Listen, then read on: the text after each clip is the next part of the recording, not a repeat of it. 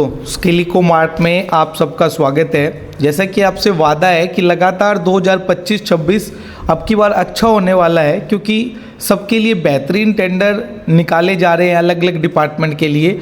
तो उसी अवज में जैसा कि टाइटल से आपने जाना, तो national Internet Exchange of India यानी कि निक्सी अपना एक आरएफपी लेकर आई है सीएसआर प्रोजेक्ट के लिए, सीएसआर फंड को यूटिलाइज करने के लिए। सबसे पहले दोस्तों, आपकी स्क्रीन पर निक्सी की वेबसाइट दिखाई दे रही है। इस वेबसाइट में जब आप राइट कॉर्नर में नीचे आएंगे तो आपको NXI invite proposal for CSR activity for 25-26 दिखाई देगा।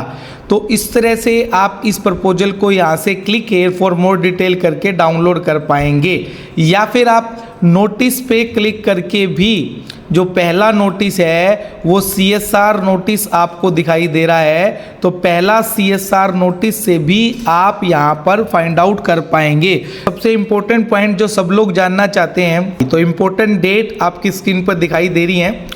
8/5/2025 को ये पब्लिश किया गया था और इसको सबमिशन करने की अंतिम डेट 20/5/2025 है। और एक और इम्पोर्टेंट बात, इसको आपको ऑफलाइन मोड पर सबमिट करना होगा और एड्रेस आपकी स्क्रीन पर दिखाई दे रहा है। National Internet Exchange of India, 9th floor, B block, World Trade Centre, नजोरी Nagar, New Delhi. Contact number आपको दिया गया है। तो यहाँ पर आपको प्रपोजल हार्ड कॉपी में सबमिट करना होगा।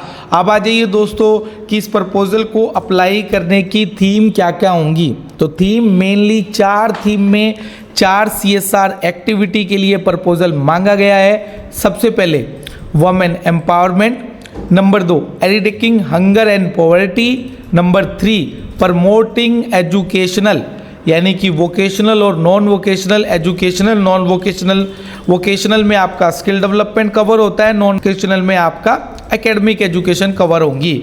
Number 4 cyber security awareness and setting up of computer lab, यानी अगर आप AI में फिर या साइबर में कोई भी ऐसा काम आपकी कंपनी कर रही है तो आप भी CSR के लिए अप्लाई कर पाएंगे। एलिजिबिलिटी के लिए सबसे पहले दोस्तों एक NGO होना जरूरी है, NGO दर्पण पर होना जरूरी है, और एक CSR 1 में रजिस्टर्ड होना आपका ऑर्गेनाइजेशन जरूरी है। प्रपोजल कैसे बनाएं, प्रपोजल कैसे बनाएं उसके लिए 3 मेन पॉइंट आपको दिए गए हैं। फर्स्ट पॉइंट आपका background profile of the company, यानी इसके अंदर आप अपना ऑर्गेनाइजेशन प्रोफाइल बताएंगे कि आपका प्रोफाइल कब आप एस्टिब्लिश हैं, उसके लिए आप अपना सर्टिफिकेट लगाएंगे। उसके अलावा आपने ऑर्गेनाइजेशन प्रोफाइल के सारे वो डॉक्यूमेंट जो लीगल डॉक्यूमेंट है, जो आपको लीगल एंटिटी प्रूव करते हैं, वो डॉक्यूमेंट्स आप लगाएंगे।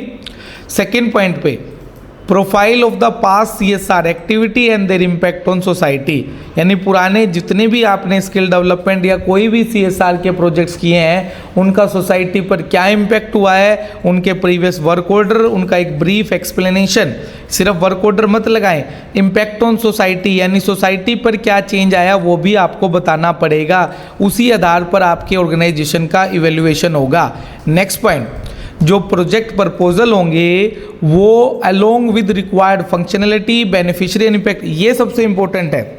अब कई बार लोग सिर्फ कहते हैं कि डॉक्यूमेंट्स को एक साथ प्लग किया, अपने ऑर्गेनाइजेशन की ओर भेज दिया, उससे आपको टेंडर मिलेगा। नहीं दोस्तों, ये लोग जानना चाहते हैं कि आपकी जो रिक्वायर्ड फंक्शनलिटी यानी कि आपका इम्प्लीमेंटेशन प्लान क्या है, आप कितने लोगों को टारगेट कर रहे हैं, कहाँ पे टारगेट कर रहे हैं, ट्रेनिंग सेंटर क्या होगा, या वुमेन एम्पावरमेंट है तो आपका थीम क्या होगा, सब्जेक्ट क्या होगा, बेनिफिशियरी कौन कौन लोग होंगे आपके, उसके अलावा आपका इम्प्लीमेंटेशन प्लान क्या होगा, सोर्स ऑफ मोबिलाइजेशन क्या होगा, किन तरह के लोगों को आप फोकस करोगे, उसके अलावा आउटकम्स क्या होंगे, आउटकम्स सोसाइटी के लिए आउटकम क्या होगी, सोसाइटी को फ़ायदा क्या होगा, वो सारी चीज़ें आपको अपना एक ब्रीफ प्रपोजल बनाकर इस CSR एक्टिविटी में अगर आप CSR लेना चाहते हैं तो इस प्रपोजल को अप्लाई करें और 20 मई मंगलवार से पहले आपको ये हार्ड कॉपी में प्रपोजल सबमिट करना होगा दोस्तों। धन्यवाद दोस्तों, स्किल इको मार्ट के साथ बने रहने के लिए आपका बहुत बहुत धन्यवाद।